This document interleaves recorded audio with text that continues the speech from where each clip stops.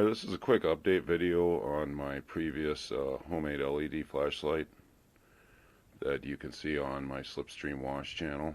And there was an issue with the LED light head, and apparently this has gotten dropped, and there was some kind of impact on it, ruined it. So I took it apart, and I got another old used flashlight and changed it out and made it ultraviolet. How cool is that? Give you a quick demo here. Come over to the dark behind me. How cool is that, huh?